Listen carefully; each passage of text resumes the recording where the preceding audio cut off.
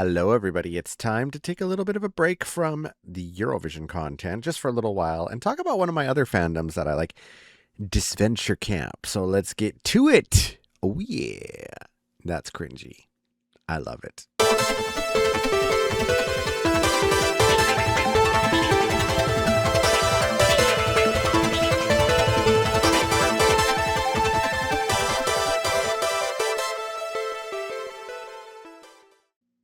Hello, everybody, and welcome back to Authentically Ridiculous. I have to articulate it. Authentically ridiculous. Ridiculous. Ridiculous.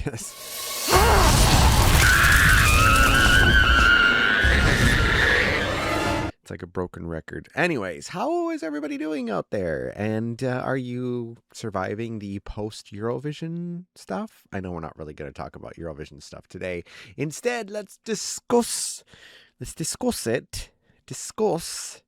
Disventure Camp. Now, for those of you who don't know, there's a company called ONC, or Odd Nation Cartoons, and they do adult or older, well, yeah, I'd say adult-oriented cartoons on YouTube and Patreon and so on. And they're an interesting company. I really like the style. It's very total drama art style, 16, like in the vein of that kind of art, American art, I guess, or Canadian art. I think it's like a Spanish Canadian. I'm not entirely sure, but anyway, I got into Disventure Camp. I saw little clips and stuff leading up to season 4's Carnival of Chaos. And so season 4 was technically the full first season I ever watched. I'm currently watching season 5, which is Fans versus Favorites. Thank fuck. And prior to that, I had seen little clips here and there, which kind of introduced me into the fandom. My first real, I guess I don't know what happened, but it just showed up, some compilation of Jake and Tom, which have their own series now called Tom Jake. I think they're two of the most popular characters. But think of like Survivor, but animated. I guess the predecessor of the whole adult cartoon style of like reality series would be drawn together. And we worried about you. We love you.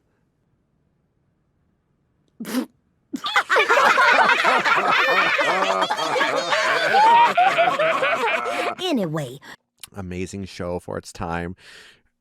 Wouldn't hold up with the censors today, but it was basically like Big Brother kind of, and you had like cartoon characters living together, and it was off the wall insane, like batshit crazy, and I loved it. I was here for all of it. But Disventure Camp is much more toned down, but they still deal with a lot of adult specific themes and a lot of LGBT representation, which is amazing. LGBTQ plus, and I think it's really, really, really interesting. There has been some dramas behind the scenes, but really, what medium hasn't had drama? Come back here! No, run away! Not the Soli! All he did was take worthless appliances. You killed something beautiful and rare. I mean, look at the streamers, look at the YouTubers, look at everything, anything in existence. It's like Rule 35. I don't know if that's a thing already, but if there's something that exists, there's drama behind it somewhere. Somewhere. Okay. Today, I am going to be... I'm going to do a tier list. Why not? Because, there's not enough of those on the internet already. But I want to do a tier list of the season 4 Disventure Camp cast, because this is the one, like I said, that was kind of like my little gateway into the series, as we are now going into season 5. And I just realized there's like, it's like this little bit of gray down. Oh, no. Okay, never mind. That might have nothing to do with it. Hold on a sec here. Let me fiddle with this. Fiddle, fiddle, fiddle, fiddle. Does that work? Nope. Maybe it's just on my end that I see this. I don't know. I'm losing my mind. I've lost my mind. Oh no, there it is. Okay, I did it. Yeah, look at me. I'm tiny in comparison. Oh no, I still screwed it up because look, you can see the space at the top there. It must be hard to keep your head on straight when you're everyone's sports idol. Okay, maybe if I go like this. Ah, I did it. See, I'm still learning, guys. And we're going to do it live because what did we call this before? Never before seen shit. Authentically ridiculous, which I am very much ridiculous and very much authentically ridiculous. So moving right along. Okay, this is my first time actually doing one of these things. So it should be interesting. This is a website that you can create different tier lists, I guess. And I just kind of looked up to see, okay, there's got to be something that's like Disventure Camp related. And this tiermaker.com showed up in the Google search, and it's got all the stuff there. So somebody pre-made this template, which is wonderful. It just says that it has 18 images and was last modified on October 5th of 2024, so 2 years ago. And I don't know who made it, but whomever made it, thank you, because we are here now because of your hard work, and we're going to exploit that hard work. Jesus Christ. As we do these tier lists. So whomever you are, comment down below if you made it. I appreciate it. This is awesome. So, as far as I understand it, because I'm old, you drag the character up into these different tiers. Now, S tier is a weird one to me. I actually first learned about this ranking system working for Anime Revolution, the convention that I was working with in Vancouver. I did not, and I still to this day don't really understand why S is above A, because to me A is A tier, B, C, D, E, F kind of thing, but they do it a little differently. So there's S, I guess it means super or something like that, and then you have like your second best, and then you have like third best, like middle tier, and then kind of and then like I can smell your nappy pussy. what we're going to use today. Now, I don't know if you could actually change this. Oh, you can change it. So we're going to make this an F tier. And, we can actually change all of these. So let's see. What should we call this? Amazing. And then we're going to go with, great. Oops. And then let's go with, okay. And then we're going to go with, and then let's go with fail. Is fail a little too harsh? Can I change the color on this too? This is really something I should have thought about doing before, but yeah, well, whatever. Isn't there someone else you can irritate for no apparent reason? Oh, you can. Oh, look at that. Holy shit. Holy shit. Holy shit. Holy shit. Holy shit. Holy shit! Oh, I'm having way too much fun just doing this. We haven't even started the actual stuff yet. But green is my favorite color. So green is going at the top. And then the red is actually going to be the fail one.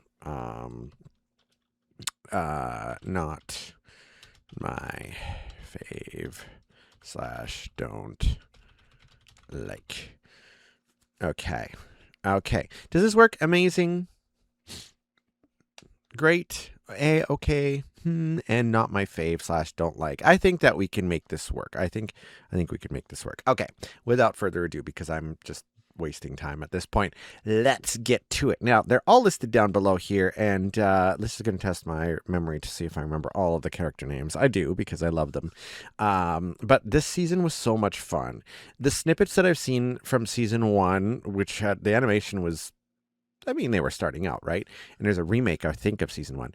Season 2, and then they did All Stars, and then they did Carnival of Chaos, and now they're doing Fans versus Favorites. And season 6 is in pre-production, and I might audition. If I'm allowed to. I would love to. I think it would be so much fun. I've done a little bit of voice acting, little bit in 2014. I don't know if I mentioned that before. Maybe I did. Maybe that's for another video. I don't know. Let's just do this. Okay. Starting with Alessio. Now, Alessio was the first boot in the first episode or the second episode. I don't quite remember. I think that they waited until the second episode, maybe. Yes, I think it was. Right off the bat, Logan was there for him, kind of helped him find his muse back, I guess. Alessio really, to me, was what we would call a nothing burger. I beg your pardon? I know that some people stan him with Natalia. And that's fine. And that's great. And I'm glad that the character works for some people. Maybe it's just because we had him for such a short time. Kind of got to go back and meet him again when they did the second chance challenge, and when they focused a little bit more on the people that didn't make it into the merge. And, you know, we fleshed him out just a little bit. But really, for me, it's just kind of one of those, I don't know. I just, he's, I wouldn't say I really cared too much for Alessio, so I'm sorry. Moving on, we had Richard. Richard was like the dad, or the uncle, the fun uncle. He was a coach. I'm not a sports person, but I mean, he was very uplifting, and there's something to be said about that. And I like that, because especially when you're in a situation like a game where it's kind of cutthroat and stuff like that, and you are questioning your morals, somebody there that can help you through that and like keep pepping you up works. He was a great father-like figure for Logan, and he's gay, of course. Logan was trying to figure out his sexuality in the season, and I think that Richard really was a great kind of role model for him, and for a couple of other characters too, but really he stuck with Logan a lot. And so I actually think that he was a pretty great character to have, and was sad to see him go. Now, this is controversial, and a lot of people will probably be on my ass about this, but really, this is my ranking. Ted does nothing for me.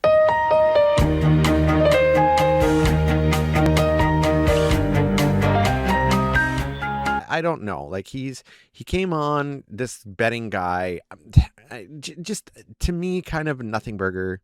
Again, I'll use that phrase, but like even more so than Alessio.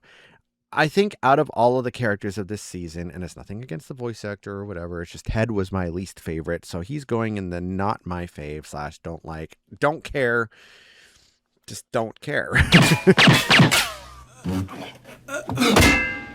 Linda is the soap opera villainess. She is the bitch, as Toot would say. I can definitely be the Bitch.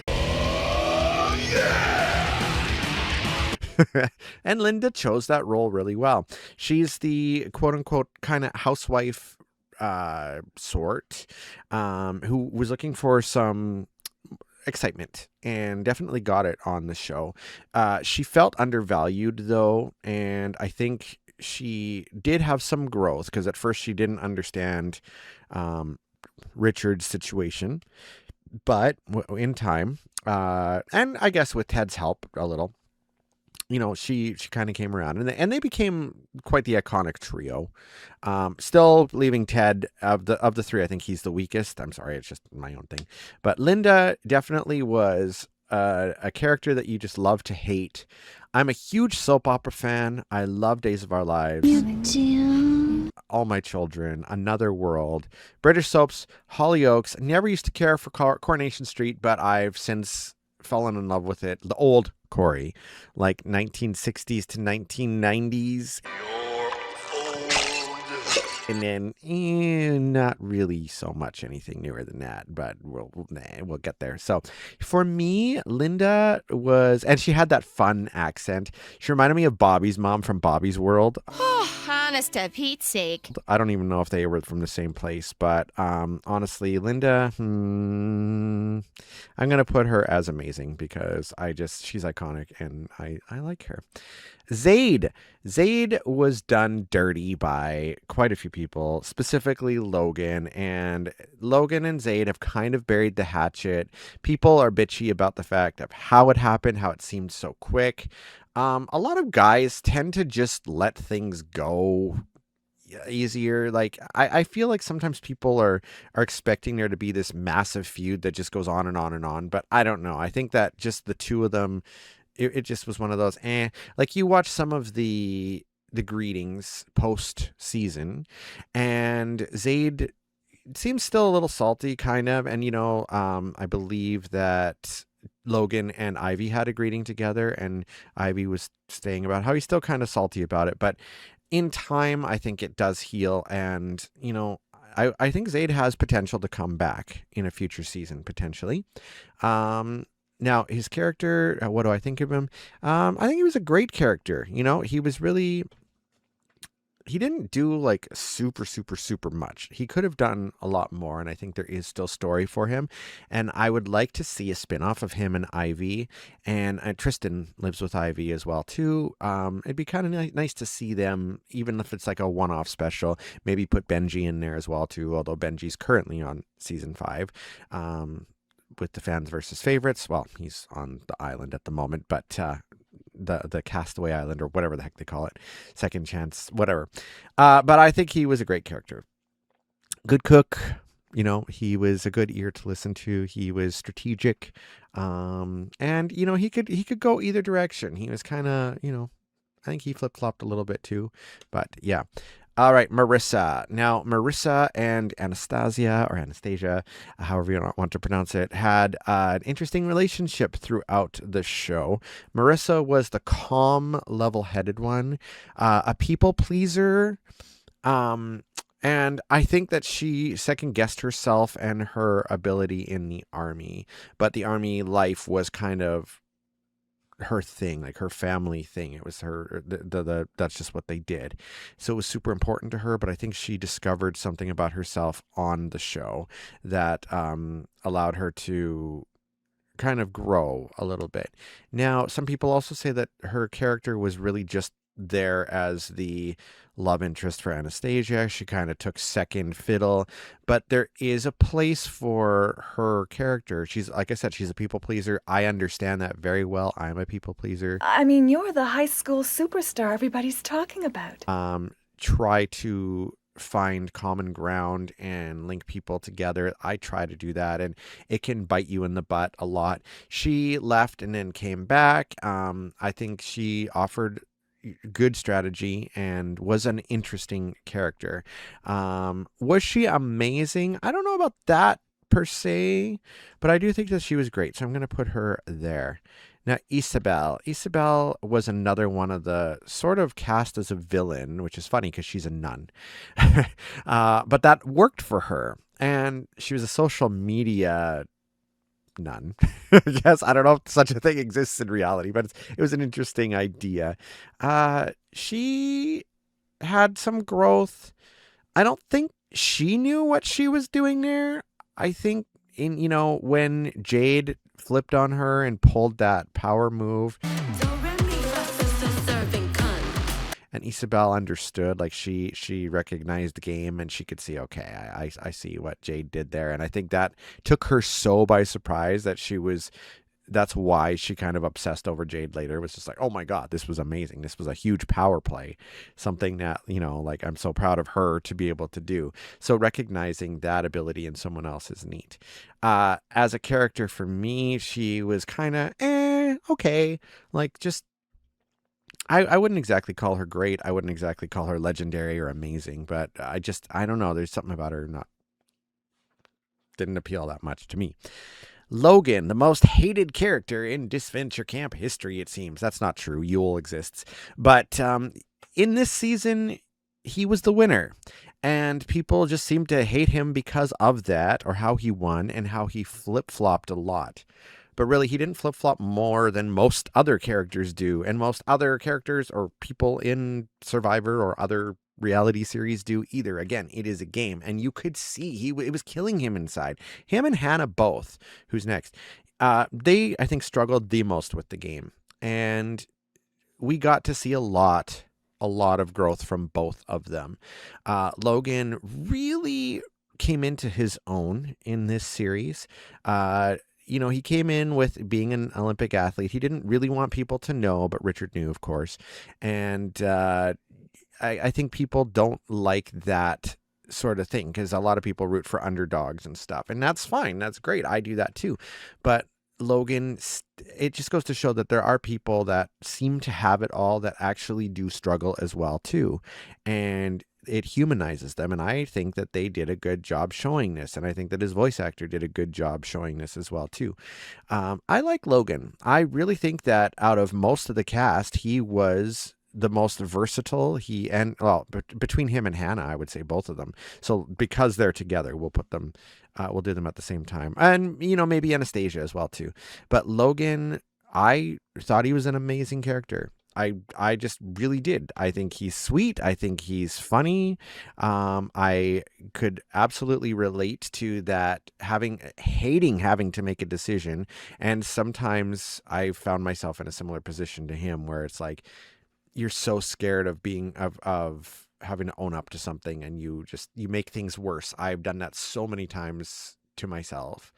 And I've also had a lot of other things just thrust on me that wasn't my fault, and just had to deal with it. And I hate confrontation. I hate confrontation so much. Oh my god! Oh my god! Oh my god! Oh my god! Oh my god! Oh my god! Oh my god! Oh my god! Oh my god! Oh my god! Oh my god! Oh my god! Oh my god! Oh my god! Oh my god! Oh my god! Oh my god!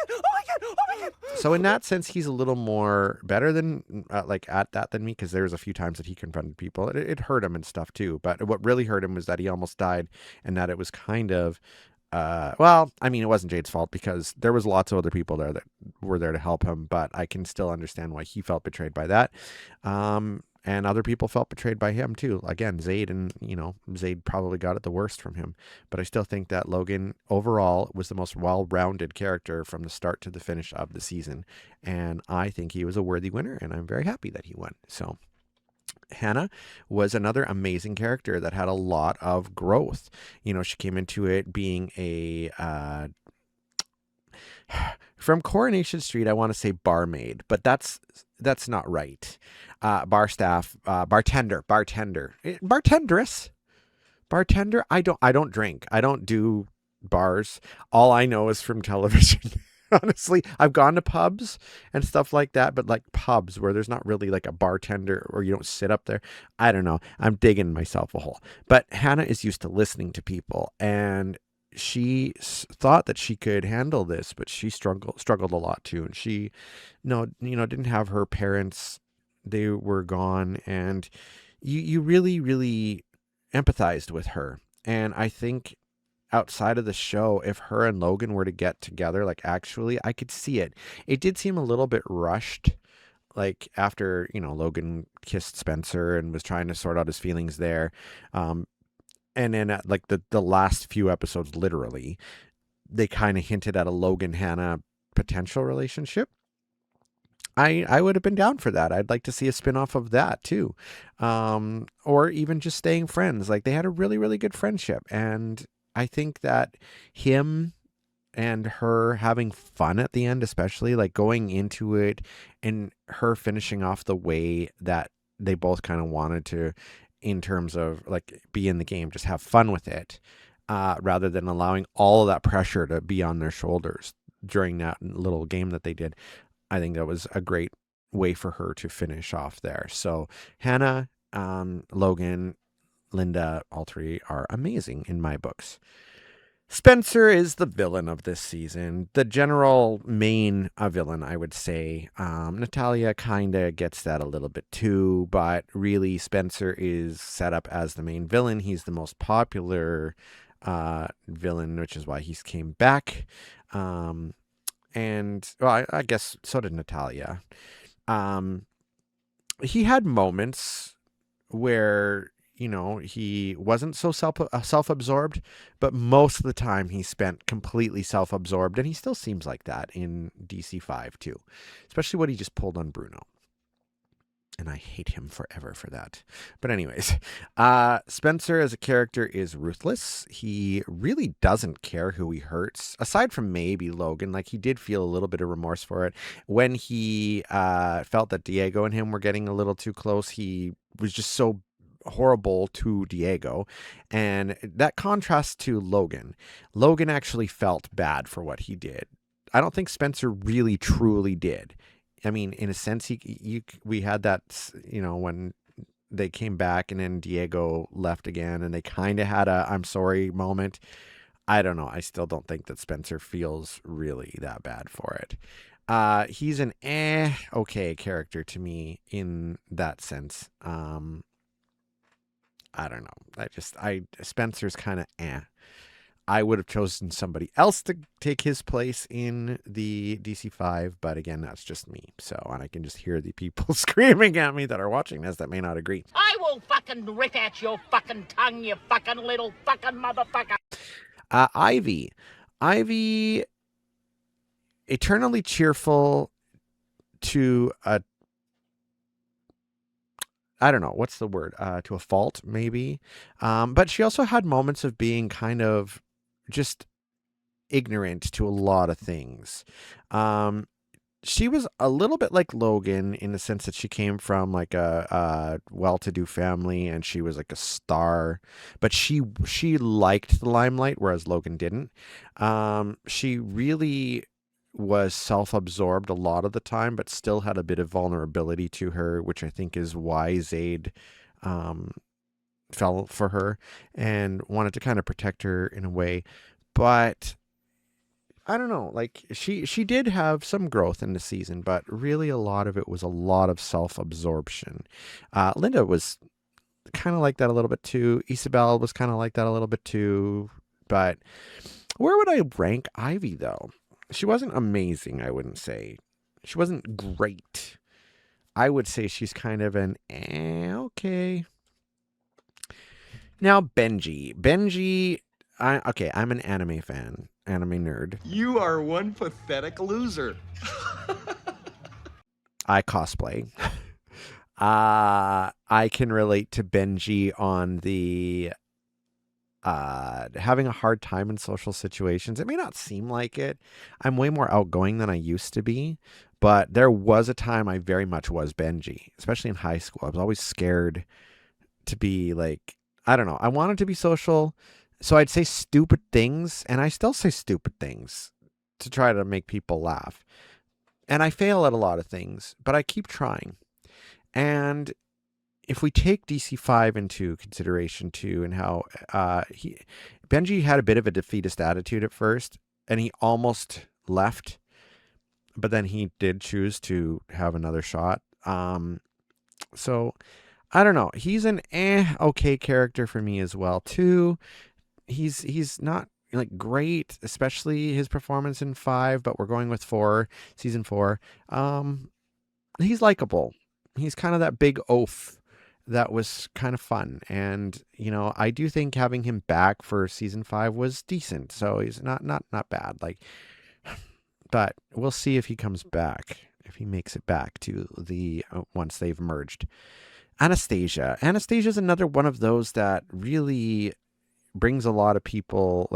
She splits people. She splits the fandom, as if the fandom isn't already toxic. You fucking little fucking motherfucker. But I liked her. I mean, she was ruthless, but she also learned a lot, especially when she ended up coming third, so close to, she was in the top 3. But that really humbled her. They did a lot of stuff off screen in between season 4 and season 5, and when she came back for season 5, she seemed to have turned a completely different leaf, 180 degree, much nicer, mostly, although she was still really hostile to Natalia. And I mean, Natalia, well, we'll get to her in a minute, but I liked Anastasia's growth. I think that she was a really, really good character. She had a lot of dynamic parts to her personality, and I think as a character in general, she was amazing and a good choice to bring back for season 5. Kind of the worst kept secret when they had announced the rest of the cast for DC5, but they said, somebody from DC4 is going to be on it as well, but we can't say who. I mean, it was very obvious it was going to be Anastasia. So she came back, she finished off her arc. I don't know if she's going to make it back because she was voted off on DC5, spoiler alert, but maybe she'll I don't know if she'll come back, because it seems like they tied up her story pretty decently, for DC5 anyway. Tristan is probably the most well-loved character of this 5th season. You bastard! I know Alessio does have a lot of fans. Like, it seems like a lot of people like the first Boots. That happened to Aubrey as well, too, in DC5. Before the show even started, people loved her. And then she was crazy, kind of. And people still loved her. And she got voted off, and people still talk about her. We haven't really seen her since she got voted off, and I'm sure that'll change. And especially because she was right about Sam, but that's DC5. Tristan was the most loved character of DC4, I think. I think that's pretty safe to say. They are, they're very modest, and they're also people pleasers. And I think some of that comes from the trauma that they went through. They are very artistic, very gracious, very funny, very caring, compassionate, and all in all, I agree with the main fandom. Tristan is an amazing character and should not have been voted off the way that they were. If I'm right, I think it was Spencer that orchestrated it, and if that's the case, well, as usual, fuck you, Spencer. I don't know. I don't hate Spencer, but like, Tristan should not have been voted off. Okay, Natalia. Or if we go by the new Tom's voice actor on DC5, Natal. I can't even say it. He says it weird. Natalia? No, Natalia. How does he say it? He just says it weird. It's not Natalia. He's like Natalia. Don't worry about me and Natalia, okay? Natalia, I think is how he said it. I don't know. It's one of those things that just stands out every single time he says it. And I'm just like, oh God, this is giving me throwbacks to the Cloverway dub of Sailor Moon S, when Professor Tomo couldn't pronounce his own daughter's name properly in the English dub. Hotaru. I'm Hotaru's father. Nice to meet you. Like, pick a lane and stay in it, but it should be the right one. Hotaru. Anyways, that's a deviation right there. Natalia in season 4 was an interesting character. She stirred the pot. She was a villain, I would say. She was, she came back for season 5, and they've kind of dialed up and also brought her back a little bit. I don't know. She's had some growth, but not in the same way as Anastasia. Anastasia, at least, it seems like her morals are much better than they were, or she's like really comfortable with herself now. Natalia still seems really not sure of what she's doing. And as a character, she's strong. She's a strong trans woman, which is great. And I'm glad that they didn't shy away from having her be a villain. Because sometimes stereotypes come into things, and people worry that, oh, well, if we put this person as a villain, that is going to dilute certain things. No, I think it was Natalia makes a good villainess. For me, I would not say she's an amazing character, but she's not okay. I say she's a great character. There's still a lot of growth there. I do think that she's in danger of being voted out if the favorites lose on DC5, but we'll see. We'll see what happens. Okay.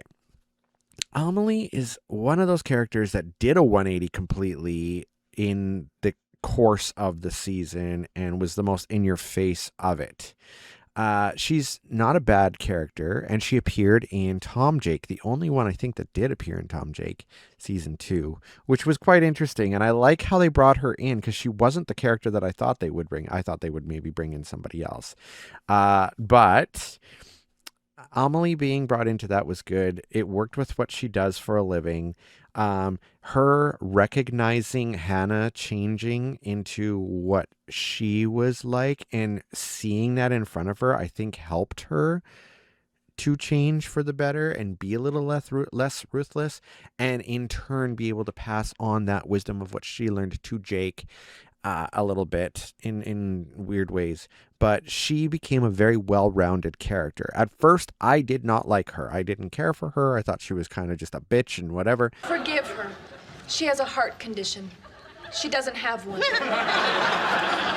But she grew a lot. And in the end, I think she's a great character. I wouldn't say amazing still, but I do think that she's a great character. And maybe they were going to consider putting her in DC5, but were like, is she really a fan favorite? And then opted to use her talents and her profession to work with the Tom Jake story in season 2. So I think it worked out for the best in that sense. Diego, my favorite character of Disventure Camp 4. He's sweet. He's so kind. He's gentle. He's a gentle giant. He's a stud. But he's like not full of himself. He's just a nice Colombian guy who cares for everyone, who cares for nature, likes animals more than people. I know a lot of people that are like that, and I can understand why. But just a sweet guy. And Spencer broke his heart. Fuck you, Spencer. But like, I just like Diego so much. And he got a story. I think his was the first book that came out, like the first extra story, like comic. I like him. He's such a good character to have and such a sweetheart. Him and Tristan, the two of them, it was so sad to see them both voted off. And Diego was so early too. And that palpable heartbreak that Diego felt, because he just felt instantly attracted to Spencer, and then Spencer just threw him away like he was nothing. And that's just not fair. And I still am so mad at Spencer for that. So fuck you, Spencer. you fucking little fucking motherfucker. And then finally, we have our runner-up, Jade. Now, a lot of people wanted Jade to win. She was mostly one of those characters that played things safe throughout most of the season and made it to where she did because of the choices that she chose to do. Now, in the fifth season, we have two characters that kind of, I think, watched her style and are the most like it. Sam and Benji, but at the same time, two completely different ways. Benji was like, oh, I'm going to lay low, but he took it a little too far and was just like, I'm going to sit out. I'm not going to do it. I know that I'm a problem. It's me. Hi, I'm the problem. It's me. And then when he started doing things again, he just got voted out. But Allie could kind of see that his heart wasn't in it. And we saw that was kind of the case until like he almost went to the hotel, but then he came back. Whereas Sam is more of a villain. He's the quiet villain. He's the calculating villain. He's kind of like Spencer, actually. And I wouldn't be upset if Spencer and Sam got together. That would actually be okay. Samser, Spam, maybe Spam. I don't know what their name would be. There's always squish names and stuff. But anyway, we're talking about Jade. Jade was a decent character. She was a great character. I wouldn't say amazing, but she was great. She had really good intentions. She was really calculating, though, and wasn't afraid to get her hands dirty. She wasn't like Logan in the sense that she always felt bad about what she did. In fact, she kind of liked that a little. She had a heart, though. She loved the little turtles. And I do think that she was respectable. She didn't want to share too much about herself. And I think in some ways that kind of is something they explored a little more in a different character in season 5 in Nura. But the difference between Nura and Jade is I like Jade. I don't like Nura. I'm going to just say that right now. I don't know. There's just things about her personality I don't like. Certain things that she does, inflections in the voice, but we'll get to that another time. It's just, I don't know. I can't put my finger on it yet what it is. But Jade in general, great character. I love the diversity too. I forget what they call her, the pigment of her skin stuff. I'm so happy that they included a character like that. This show in general has so much diverse cast. It's amazing to see. It's people complain about the amount of LGBTQ plus content, but there's not a lot of other shows that do shine a light on that. And it really does equal out in the end when you think about it. Like there's just as much, there's straight people, there's LGBTQ plus, and again, it's like, it's a spectrum.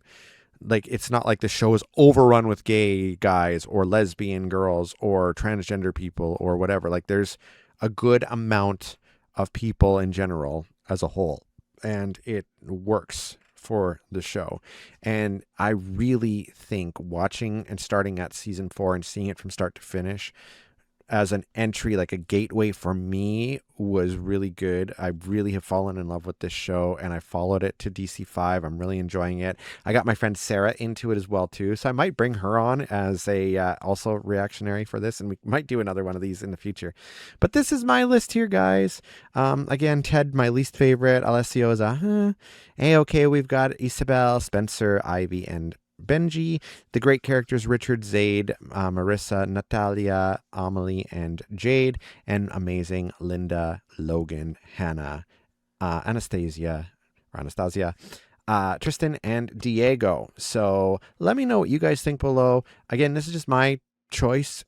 It's like Eurovision or anything else. We all have our favorites for different reasons, and we may agree or disagree, but please keep it nice, respectable in the comment section if you don't mind.